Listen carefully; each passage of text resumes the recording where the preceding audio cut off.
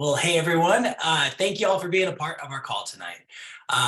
Some really interesting things happened in the economy this week. The beginning of the slipping of the American dollar in the global landscape has taken place. Um, Large countries like India, largest population like China, like largest economy like Russia, and several other countries have banded together and started trading oil in something that was not the US dollar. And so I trade in the financial markets. So I wanted to see what that did to gold, what that did to silver, what that's doing to oil. And I'm going to make a prediction, and it's not a good prediction, but it's a prediction nonetheless.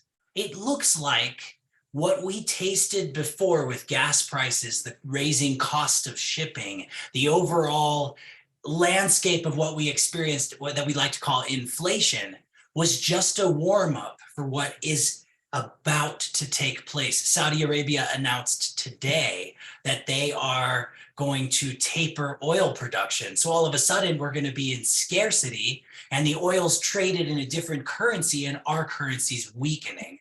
My mother's family all lives in Venezuela. They are Venezuelan natives. I watched the very same thing happen, and I have sent money for over 10 years now over there out of my income to support them, because the amount of money and the amount of things cost is so sad that my aunt, who has a colostomy bag, could not afford to buy more. So she just rinsed it out and reused it until eventually she got an infection and passed away. It is coming to our country. We are just at the beginning stages of this. And I can't say that I'm scared, because I'm not. I'm excited.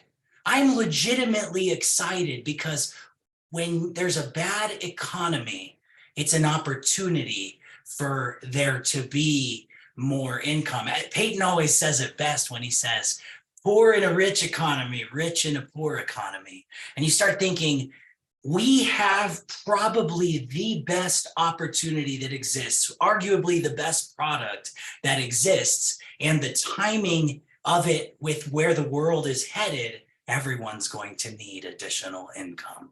If people are taking 10 different supplements, they're going to have to consolidate them and just take one or two. We are positioned perfectly for what is coming, as if we were chosen for something that is coming like a windfall. And more people are talking about Taylor Swift and Donald Trump than the actual eroding of our republic. And so tonight, I wanted Peyton to take it away, talking about this theme and some of what, why not this? Why not now? Why not you? Peyton, are you there? Yeah, can you hear me? So it's really interesting because, if you're joining us for the first time, or if you've been with us for a while, and I always say that every single time, but if you're finding this on a YouTube, or if you're live with us right this minute, without going into too much detail, Kevin and I got introduced to this business model, this idea of home-based business 15 years ago. So in 2008, and this was just entering, at the time, the largest financial crisis that our country had really ever seen. Some people said that it was, the Great Recession. It really arguably was a depression. And what was so interesting about that time was that, we live in a phenomenal first world country. So depression in that era for many, many people was devastating, but it was devastating in, people's abilities to hold on to their assets. It was devastating in their abilities, in some cases, to hold on to, some of the things that might have created wealth. Was there famine in the country? Not necessarily, in some places for sure. But what also happened amongst that time, and we're actually just seeing it right now, is that the opportunity for the greatest wealth, the greatest transfer of wealth that we had ever seen in our lifetime happened in that opportunity. And what did that look like? It looked like people who were in a position to win, people who were in a position to gather assets, were able to do so for pennies on the dollar. They were, depending on what asset class that you were purchasing, whether it was commodities, right? The S&P 500 was down in the 8,000s at the time. It's up in the 25,000, 30,000s now. That's a massive, massive multiple, right? If you had $100,000, if you had $250,000 at the time, that would be in the 7-figure range now, right? And how many people today, if you were facing retirement, would a 7-figure nest egg be wonderful? It might not be enough but it would certainly be better than nothing, of course, right? And I think about it, if you were buying properties, if you were buying distressed commercial buildings, if you were buying distressed apartment buildings, if you were just buying homes, right? Homes appreciated 500% in some places over the last 10 to 12 years. Now, what did everybody that had a lot of success at that time have in common? And what they had in common is that they had the ability to make those moves. So the thing that's so ironic about the way that the economy works and the way that winning financially works is that you have to be winning when it's down to take advantage of the opportunities that make it so that you're really winning when it's up. If you kind of operate the way that most people operate, which is when it's bad, it's tough, and you kind of make it through hard times. And when it's better, it's, kind of evens life out. For sure, if you are a diligent investor and a saver and stuff like that, you can trend in the right direction. But these home runs, when we talk about wealth, when we talk about, what's the difference between richness and wealth? Richness is the ability to have nice things, right? Wealth is the ability to measure how much time you have without having to work. How wealthy you are can be measured by how long you can go without having to work again. Can you go for a week without work? Can you go for a month without work? Can you go for a year? Can you go for 10, right? Can you retire? And the sad reality is that most people can't. The sadder reality is that there are some economic headwinds that are facing us. If we talk about inflation, it's really, really interesting. It's if you made $30,000 in 1990, that's the same as making $100,000 now. So what's really interesting is that if you talk to most people and they say, hey, I want to get to that six-figure income, that's not prestigious today like it was 30 years ago. We often joke, we say, 30 years ago, if you had a six-figure income, you could live the American dream. You could have a white picket fence, you could have 2 cars, you could eat at the nicest restaurants, you could vacation, you could invest, right? But if you have a six-figure income today with just the forces that are facing us, the cost of food, the cost of health insurance, the cost of vehicles, the cost of housing, it's like by the time you pay your taxes and you pay for your normal things, I mean, 6 figures, to be honest, that's a middle-class lifestyle at best. And it's not to insult anybody that's making that. It's not, a negative thing. It's just the reality of where we are. And now the thing that we have to add on to that is that in the last 3-4 years, we saw 30% of the total debt that this country is riding on increase, right? So we went from a $20 trillion debt to a $30 trillion debt. And we are entering an environment where the country is going to default on its debt because we're collecting less in taxes than what the debt service costs on that. And if you look at inflation, so inflation every single year, it was 4% for a long time, 4%, 5%, 2%, 5-6 years ago. It's entering now into 7-8%. If you think about how many years at 7% does it take to make up that 30% of debt that we took on as a country? It would take 5 years, right? And it's like, but guess what? That debt, because we can't pay the debt service, is continuing to churn. It's not like we're making any progress on that. And so the inflation has to catch up. And so right now we've seen a year of 7 or 8% inflation. I mean, groceries, by show of hands, it's like groceries, how much more per month are they costing a family of 1, a family of 2, a family of 5, a family of 6, right? Then you talk about filling up the gas tanks, right? I mean, it used to be like, a couple $100 a month for gas. It's like, we're looking at a couple $100 a week for gas, depending on what you do, what you drive, where you live, right? And it's like, rent's not going down anytime soon. I don't, maybe it will at some point. And certainly if you're going to be in the market for purchasing properties, it's like interest rates are 6-7% now. Things are not getting cheaper. And there's nothing economically ahead of us that's looking like it's going to make anything cheaper. So where's the hope in that, right? And the truth is that the hope for many people is to basically cross their fingers and pray. And unfortunately, that's not going to do much, because the thing that I often think about is that if you've been making $60,000 to $80,000 a year, if you don't have a plan to go and to negotiate a 10% raise this year and a 10% raise next year with your management, with your boss, you simply are getting paid less and less every single year, because it is costing more and more every single year to maintain your current lifestyle. So what are the choices, right? It's like the choices are to look for more work or to look for different work. And hopefully you're in a position in your career where you can do that. But if you can't do those things, if you can't get a raise, you can't get more hours, and you don't want to switch jobs, And it's like, and you want to live the same year that you just lived last year or the year before, let alone take a better vacation, let alone build your child's college fund, let alone build your retirement account, let alone drive a newer car, right? I don't know if you've looked at the price of cars lately, but it's like automakers are deliberately selling less units at a higher cost now because they realize that they have more profit margin. So what has that done? It's made used cars cost more money. So now it's more money for a car with more miles that's older, or astronomically more for a pickup truck. Pickup trucks that cost $38,000 brand new 5 years ago are $65,000 pickup trucks today. So if you didn't get a 30% raise in the last 5 years, it's like, forget about it. What do you do? What do you do? Well, what if there was an opportunity? And there's a saying that says that opportunity only comes once, but twice in a man's life. And if you're in a position to capitalize on it, it can change your world forever. And so when I say opportunity, it's like, what is the opportunity that we really have here? Is it, active greens? Is it home-based business? Is it the economy? Is it you? And I would vote to say that it's all of those things. I've seen it one other time in my lifetime at 35 years old, where these different phenomenons intersected at the same time. And I don't believe it's an accident that you're here today looking at this with us, with this product in these economic times, at a place in your life where you're open-minded and ready to hear the message. Because if you are, this could be the moment.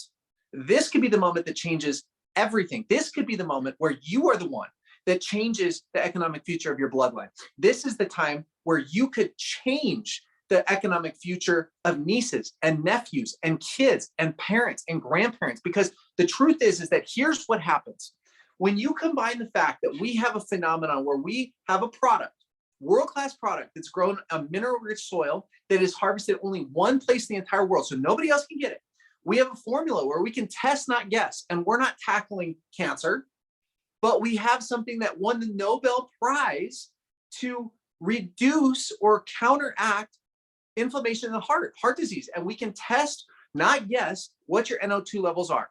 That alone is an incredible phenomenon. But the fact that we have a product that has that's less expensive than what other competing products, if there are even any other competing products are, we're backed by an infrastructure, a 20-year infrastructure that's debt-free, that has been operating in 60 countries for the last 15 years.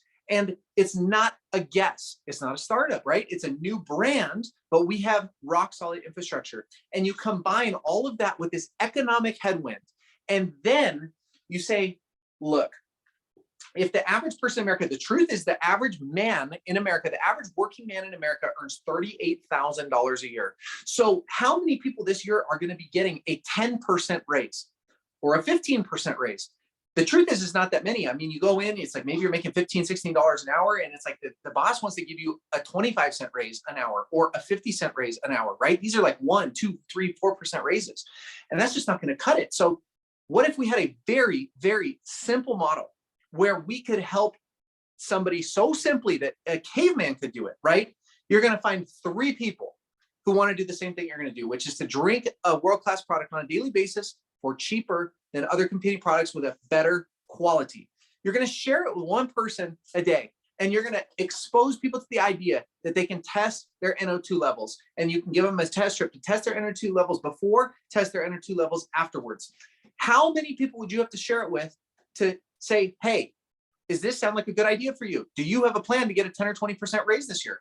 And if you could do that with 3 people and help them do the same, it doesn't matter how long it takes you to do that. What if you got 1 candidate per month and then help them do 1 candidate per month? In 6 months, if you're making what the average man in America makes, you're going to have generated a 10% raise for yourself. How many hours a day does that take? Is that something you could do in an extra 5 minutes a day on your lunch break, an extra 10 minutes a day? How many hours extra a month would you have to work to make 10% more? The answer is 10%. So you'd have to find 16 to 20 more hours a month to work overtime at the job that you're already doing. Now, what if we could show you how to do that one more time, right? And now that becomes $1,000 a month. If you're the average man working in America, that's over a 30% raise annually, $12,000 a year by just helping 3 people find out if they want to test, not guess, their NO2 levels, consume something great, and look for a couple other people that want to do the same thing. Now, what happens when we do this with an economic tailwind behind our back? we saw a company that didn't even make sense. So we saw a company that had a superior product at a very expensive price with a very challenging model of duplication grow to over $80 million per month in sales in less than 2 years, simply because they had an economic tailwind at their back. Now, fast forward 15 years, in my humble opinion, we have a better product at a better price with a simpler plan, with world-class leadership built on a debt-free infrastructure. And it's like, who wants to take advantage of that? Because I'll tell you this, can you help one person bring an extra $300 a month to their home? That'd feel pretty good, wouldn't it? Could you help an extra 2 people? What about an extra 3 people? If you helped an extra 3 people bring home an extra $300 a month, that's going to add $1,000 a month to your income. Actually, more than that, but guaranteed minimum check, $1,000 a month. What if you helped 10? What if you helped 20? What if you helped 50 people bring home an extra $300 a month? What would start to happen if you got to the end of your month? What happens when gas goes to $8 a gallon? And what happens when eggs go to $10 a dozen? And what happens when healthcare doubles? And what happens when all of these things are pressing on us? But you go, and because you helped people get introduced to the product, you help people get introduced to the model, you learned a few simple skills where you can present with us and you can teach with us and you can lead with us, right? And now you're out there and you're living, and you know what? It's no sweat when you're at the grocery store. It's no sweat when you need to get groceries because you need to go drive 100 miles to go visit family. You just swipe your card, you fill up your gas tank, and you're good to go. And then you get to the end of your month and your check deposits, and you have $10,000 extra dollars after you've paid for all of your bills. And that starts to happen month after month after month after month. And then there's a 2 in front of that number, and then a 3 in front of that number. Could you make some headway? I hope that the answer is yes, because if the answer is no, and it's not this, you better find something, because the cavalry's not coming. And it's like, the truth is that if we are looking back 10 years from now and I'm wrong, then good. And if we look back 10 years from now and we're right, and you didn't take advantage of the fact that we are entering a time where, yes, people are going to struggle. Yes, things are going to get pretty weird. Yes, all sorts of stuff is going to happen. But you know people that took advantage and changed everything. And you could have been one of those. What is that going to feel like? And so I invite you to ask yourself these questions before you leave with us tonight. We are going on a prolific run. We are going to take active greens all around the country, all around the world. It's already done. We just got to do the work. And so I invite you to come with us. And if you've never hit the ball out of the park, if you've never stood up at Fenway and had the pitch and cracked the thing with the bases loaded, and you've been cracking it over the back fence and everybody's running in and the crowd is cheering your name because you're winning, because you made the play. If that play has not happened for you yet in your life, you just have to ask yourself the question of, why not this? Why not me? And why not now? Because if you're going to do something incredible in your life before you die, right? Why not let this be the beginning of it? Because once you get into a position of financial independence, where you can call the shots, where you're the rainmaker, where you're coming from a place of abundance, literally, if you become a business savant and you start to just capitalize and crush everything everywhere, it could be the seed for everything. Or if you simply want to live a peaceful life with the people that you love, this can either get you there or get you started. And I invite you to come on this journey with us. So that's all I've got for tonight, Kevin. And if you want to wrap anything else up, there you go. Oh, I just had goosebumps like crazy. We are going on a prolific run. And it is so phenomenally simple. To recap what Peyton said, we drink active. We find 3 people and we help them find 3 people. And however long that takes. I'm so grateful you guys joined us tonight.